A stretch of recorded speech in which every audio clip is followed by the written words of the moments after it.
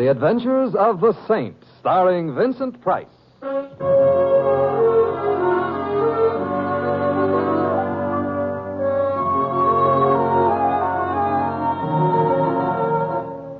The Saint, based on characters created by Leslie Charteris and known to millions from books, magazines, and motion pictures.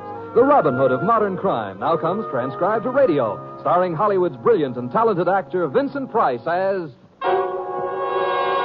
the Saint.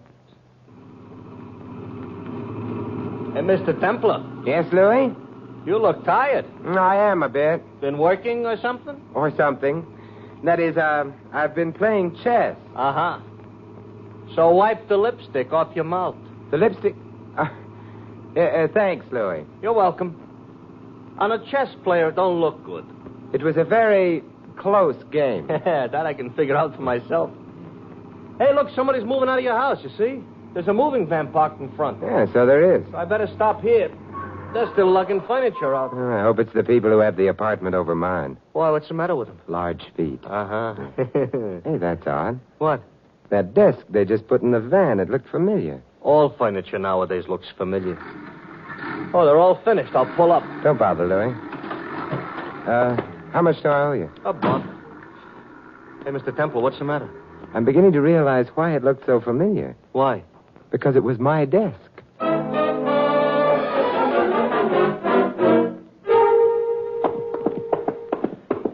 Oh, look, Mr. Temple, you must have made a mistake. You're not moving. I didn't make a mistake. Yeah, but it's ridiculous.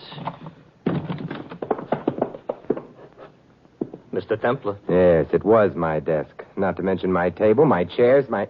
Hey, Louis, did you get the license number of that truck? No. But it belonged to the North America Van Lines. How do you know? Said so on the side. Oh, well, I'll look it up in the phone book. Yeah. Room looks awful naked. You know, furniture does a lot to fill up a room. Yeah, I've got it here. North American, 45 Columbus. Phone number? Well, anyway, we know one thing about where your furniture has gone. We do? Yeah. North America. Oh, fine. That's a big help. North American, good evening. Good evening. My name is Simon Templar. I have a complaint. Then you want the manager. I do? You do.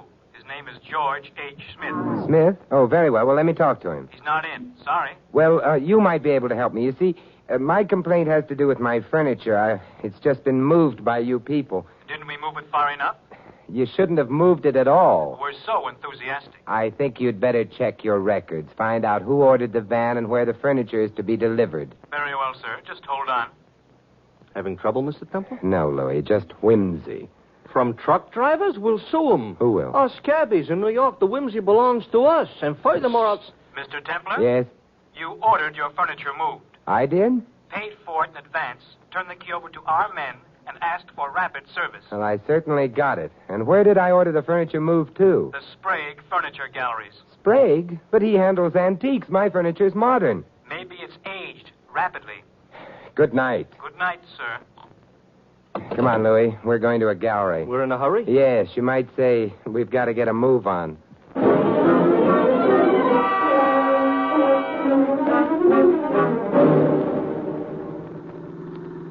Louis, I'm puzzled. I'm ahead of you. My furniture couldn't have been stolen for the money it would bring. It wasn't that valuable. Too great a risk was involved. So somebody did it for fun? Oh, hardly. Why was it stolen tonight, not last week, last month, or last year? Maybe the guys that swiped it were too busy. Also, half a dozen pieces were taken. Among them a particularly worthless whatnot. What? Whatnot? And who's on third? A whatnot, Louis, is a Victorian monstrosity which shouldn't happen to a tree. The point I'm making, though, is that I've had that whatnot only a few days. Uh-huh. Well, that means they were after the whatnot. So why did they swipe the other stuff? To confuse the issue. To make me think it was just an ordinary burglary. To keep my attention away from the whatnot. Maybe it's worth a lot of money, huh? It's worth exactly what I paid for it, $17. So that don't figure. Where'd you get it, anyway? Oddly enough, Louis, at the Sprague Gallery. Oh,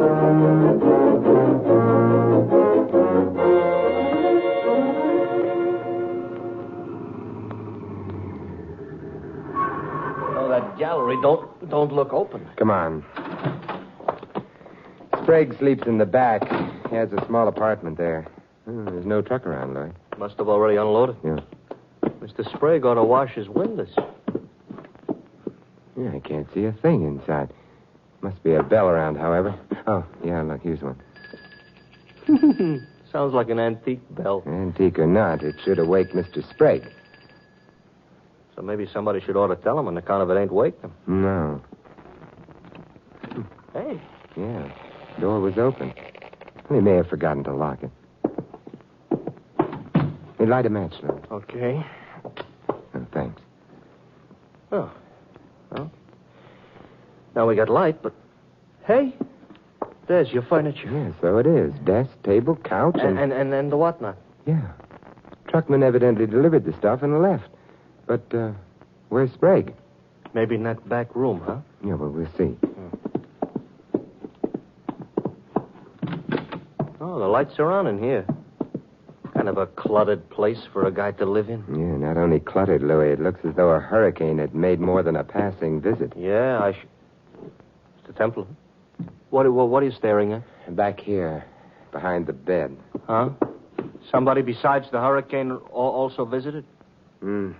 Knife is still in his chest. He ain't noticing it? He's dead. Oh. Hey, there's a car. Yeah, seems to be in the back. It's gone. Yeah, so I hope is the killer. Come on back in. We frightened him off, Louis. Speak for yourself. I don't frighten babies. But he was still here. Why? Evidently he hadn't finished his job. But what job, Louis? Well, you said the place looked upset. Maybe he was searching it. Yeah, that's true, but searching for what? The furniture was delivered, the truckman left. The odds are that by the time Sprague was already dead. Yeah. Very well, then, what could the killer have been looking for? The whatnot was here whenever he wanted it for. Louis... I didn't do it. You know that whatnot must have had a history. Sprague probably has records showing where he purchased his furniture. Uh-huh. So the killer hung around trying to cover the back trail of the whatnot, huh? After all, he didn't expect us to notice the truck leaving your house with your furniture. We ain't supposed to have been here so quick. Is that good? Only if we find what the killer didn't find. For me, I give up. What do we do now? We do just what the killer did before we interrupted him, Louis. Search for Mr. Sprague's ledgers. We go through them, huh? Yeah. And maybe they'll tell us why a man had to die for a whatnot.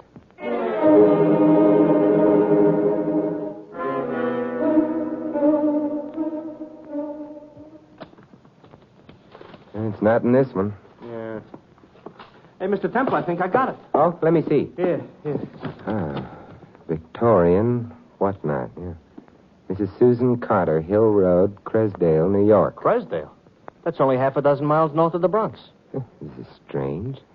He doesn't seem to have paid her anything at all for the whatnot. Maybe she paid him. And we could phone, but... You know, Louis, about the only thing on our side is the element of time. We're moving faster than the killer anticipated, therefore... I know. We go north.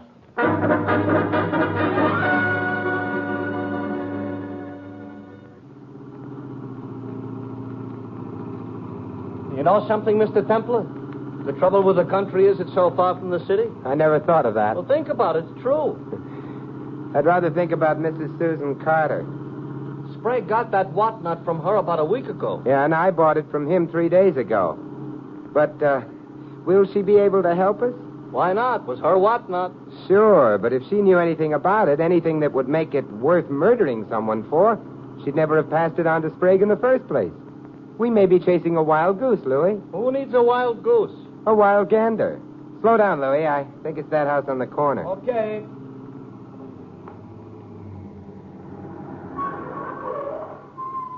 Yeah, this is it. Ooh, it's a large house. Yeah. It looks like there ought to be bats flying around it. Oh, it's not so bad. It's not a house most people would prefer to live in. Make a wonderful place to die in. Ooh, what am I saying? I have to frighten myself yet? Lights on somewhere inside.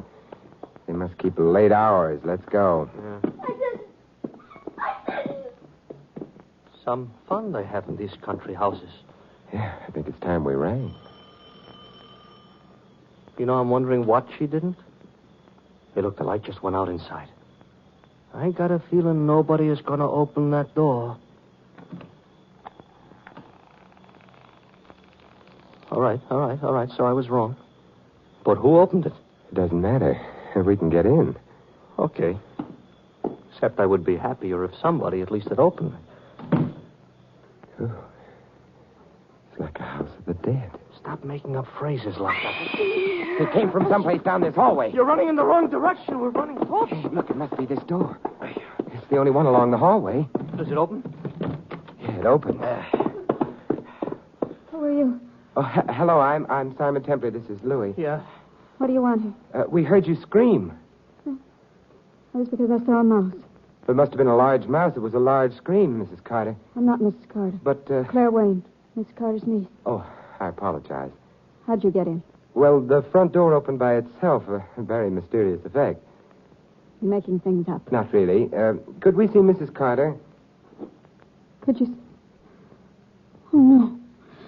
No! Miss Wayne. Come on, Louis. Yeah, I'm right behind you. Claire! Where the devil? Claire! Oh, I'm sorry. Neither of us is Claire. Are you Mr. Carter? Carter? Me? No, I'm Harold Thompson, Susan's nephew. Oh, I'm Simon Templar. Louis. Templar, huh? Are you the saint? Yes, I am. Well, this is quite an honor for us. Thank you. Actually, I wanted to speak to your ad. You did? I said something amusing? You've no idea how amusing. I'll laugh about it all night. Hey. Oh, he's gone, too. Yeah, very restless type characters. Well, anyway, we're getting acquainted fast. Except with Mrs. Carter. Large house. We'll have to look through all the rooms in it. You'll have to look even farther than that, sir. I didn't hear you come into the room. You walk softly. It's a habit of mine. The ill and the dying resent a heavy footstep. It frightens them. Really? A delusion of reverence. I suspect they associate it with death coming for them. You're a doctor. Yes, I'm Dr. Thorne. My name's Templar, and this is Louis. Good evening, gentlemen. How do you do? You're Mrs. Carter's physician. Yes. She's ill, then? No. She's not at all ill. Well, then I'd like to speak to her at once. About, About a whatnot that she gave to an antique dealer named Sprague. Seems a trivial reason to have brought you out here at this hour. The whatnot in itself is perhaps a trivial thing, Doctor, but murder isn't. Murder? Mr. Sprague. Oh.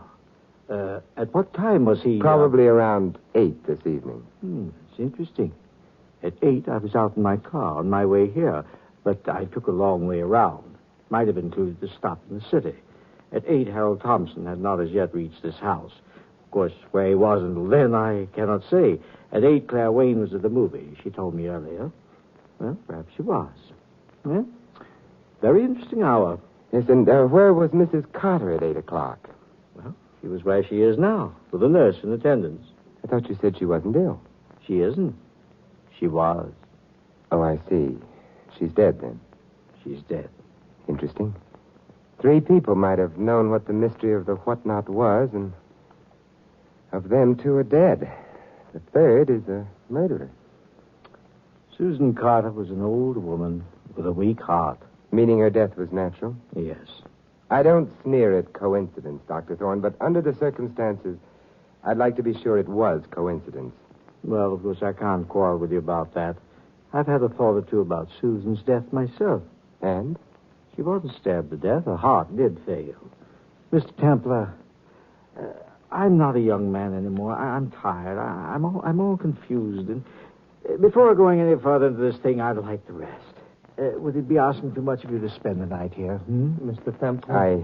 I think it's very hospitable of you. There's plenty of room. This is a large house. Suppose we all go to bed. In the morning, perhaps the shadows will all have fled.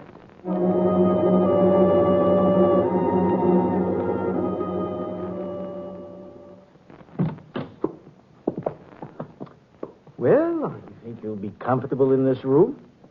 I know the house quite well, you see. I played in it as a child. There was a time when I thought that perhaps Susan and I would live in it together, but I married someone else.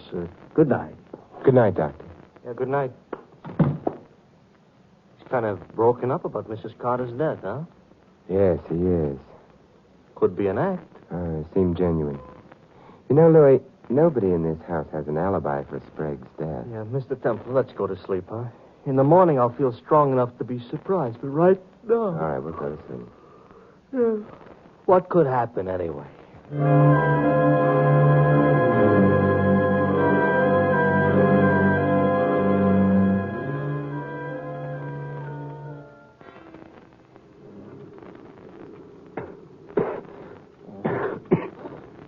Louis. Oh, Mr. Temple, what? I smell smoke. The house is on fire. Hey, come on, Louis. Yeah, I'm right with you. The smoke is terrible. Oh, hey, look, we've got to warn the others. Yeah. I'll get the ones the other side of the hall. The smoke is getting awful thick. Miss Wayne. Miss Wayne. Oh, I was asleep. Go downstairs and out of the house, quick. The house happens to be on fire. Oh, all right. Louis. Templar? Oh, I got both Dr. Thorne and Harold Thompson. They're on their way down. We better get downstairs, too. No, not yet. But we got every living thing out of the house. Yeah, but you forgot the dead.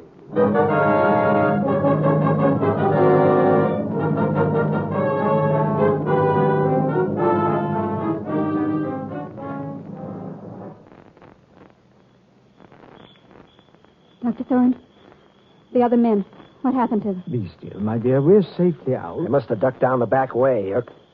No, here they come now. Carrying something. Not something, Harold. They're carrying a corpse. No, Oh, we're far enough away from the house, Louis. We can put her down now. Okay, Mr. Templar. but it's crazy. She's dead, don't you understand? She's dead. Yes, I know, Miss Wayne, but I understand something else, too. That fire wasn't for our benefit. It was for hers. Louis, the lower half of the house hasn't been touched yet. I'm going back in to phone the fire department. Maybe I better go with you. No. You're to stay here to make sure that no one harms her. Miss Wayne? No, Louis. Mrs. Carter.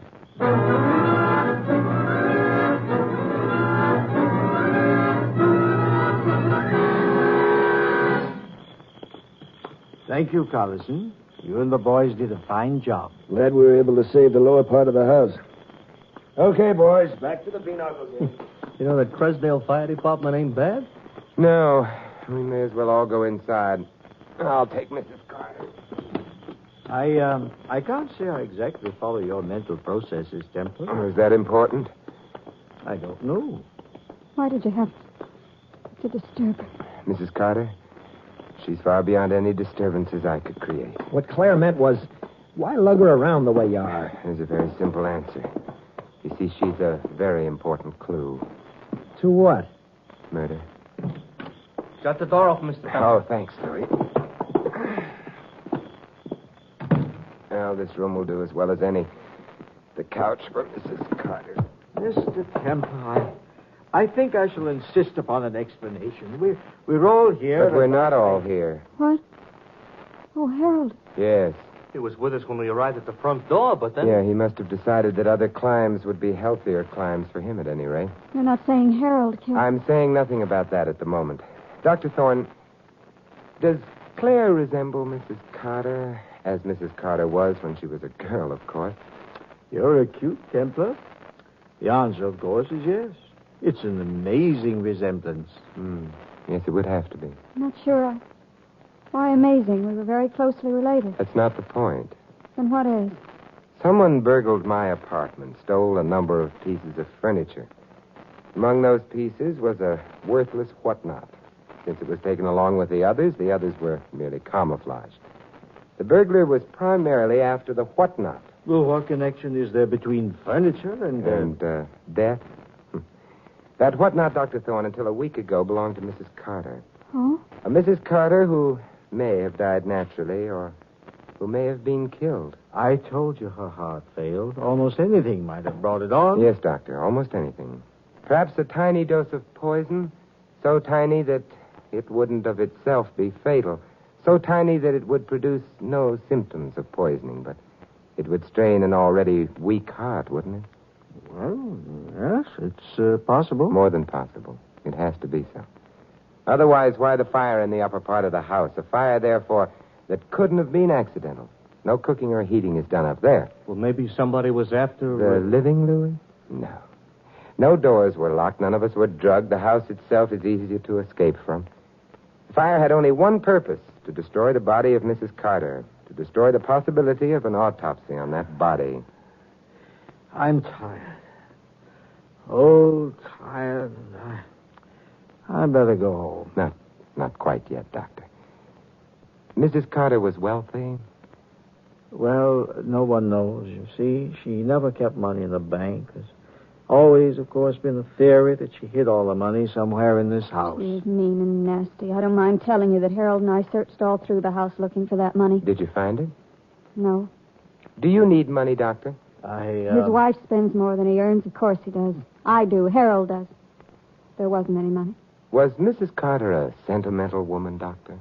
No. No, she was a bitter woman. She hated. Well. Yes, and she was very ill. She knew she was surrounded by... Yes, vultures waiting for her to die so they could pick up her old bones or whatever money clung to them. Your way of putting it. Well, it's an accurate way. And now that you know, Mr. Templar, may I go home? Yes. Yes, after you answer one question. That question being? Somewhat earlier this evening, when I asked you about the possibility of Mrs. Carter's death having been murder, you denied that possibility. I still... Or perhaps I do no longer deny it. However, That's not my question. At that time, you said she wasn't stabbed to death, meaning that Mr. Sprague, of whose murder I had just informed you, was stabbed to death. But, Dr. Thorne, there are many ways in which a man can be killed. Your question, then, is, how did I know that Sprague had been killed with a knife? Yes, Doctor. I don't think I shall answer that question. I'm sorry. Louis, will you get on the phone? The cops? The police. Okay. Sit down, Dr. Thorne. You won't need me anymore. No, Miss Wayne. And I'll go. Any other room. This one's ugly. Oh, What's the matter? just caught my stockings in the edge of the chair. Oh, that's too bad. They're pretty stockings. They should be. They're nylon. They cost a fortune. Good night, Mr. Templar. Good night. Oh, I phoned the cops. They're on their way, Mr. Templar. No, good, Louis. Hey, Dr. Thorne, you don't look so good. No. You know, if murderers would clap master padlocks on their lips, a lot of them would be better off. They wouldn't give themselves away. And detectives would have a harder time. No, Louis. No matter how securely a murderer's lips may be locked, I coin a phrase, murder will out. Yeah, but if Dr. Thorne hadn't made that slip about the stabbing, you'd never been able to pin the killing on him. That's true. But then you see, Dr. Thorne didn't kill anyone.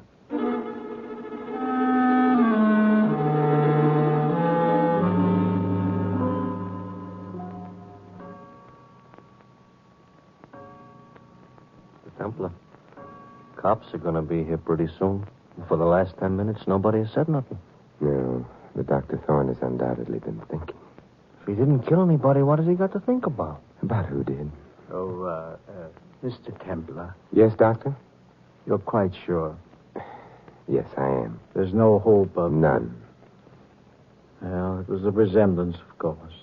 A resemblance to a woman that I'd...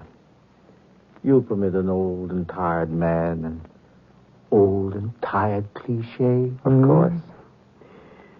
A woman that I had loved and lost. I don't get it. Harold did it, didn't he? Not unless he wears nylon stockings. Nylon socks, maybe, but stockings? I couldn't wait all by myself. Why are you staring at me like that, Doctor? It's late? Dr. Thorne means he followed you to Sprague's earlier tonight. He saw Sprague's body with the knife in it. Well, of course he did. He had to kill him. He also saw you leave when Louis and I got to the gallery. Leave before you could find the record of where the whatnot originally came from. Find it and destroy it, lest it lead to this house and you. No. Oh, yes. Right, Dr. Thorne? You see, Miss Wayne, even now the doctor won't give you away because you look so much like the woman he loved. No, he did. When he killed my aunt. No, a doctor wouldn't have used poison to kill his own patient. Too obvious. A breath of suspicion, and he wouldn't have a chance. Harold. No. His disappearance half an hour ago proved his innocence. To who? Louis, where do you think he went? Me, he didn't stop to tell. He went to Sprague's to get at that whatnot. Because he realized that his aunt had hidden her money in it. Hadn't she, Miss Wayne? I don't know. You do. The police will find it wherever you've hidden it. The police aren't going to. Come on, open up in there! And the police are, and that will be proof enough. It's a pity.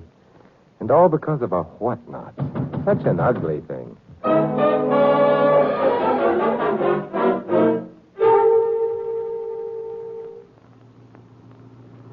So, all right. So the cops found the doll in the girl's suitcase downstairs in the hall closet. So she killed her aunt and Sprague. But something must have tipped you off before you could be so sure. Nylon stockings, Louis. Oh, we're back to those again. All right, what about nylon stockings? Louis, whoever poisoned Mrs. Carter was the one who set fire to the house in order to destroy the corpse and prevent an autopsy. Yeah? Well, when I warned Claire Wayne about the fire, she said she'd been asleep. Yeah?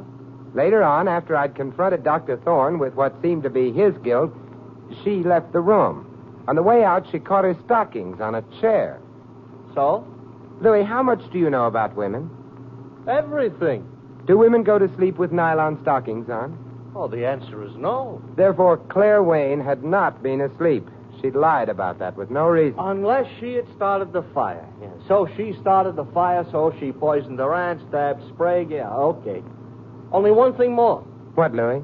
Remember when we got to the Carter house and rang the bell and then the door opened all by itself? Yes, I remember. Never mind remembering, explain. Oh, probably only a warped door, Louis. The house was very old. Hey, I just thought of something. Yeah, what, Mr. Templar? When I get home, I'll be bedless. Oh, gee, that's right. You ain't got no furniture. Want I should drop you off at a hotel? No, thank you, Louis. Maybe I can find a good chess game.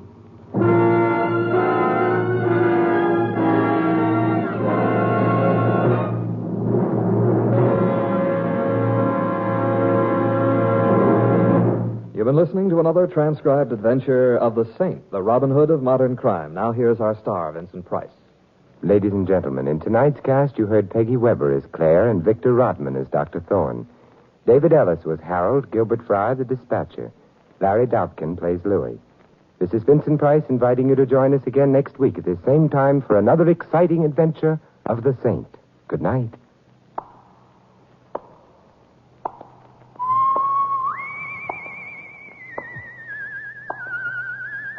This adventure of the Saint was written by Lou Vitties. The Saint, based on characters created by Leslie Charteris, is produced by James L. Safier and directed by Helen Mack.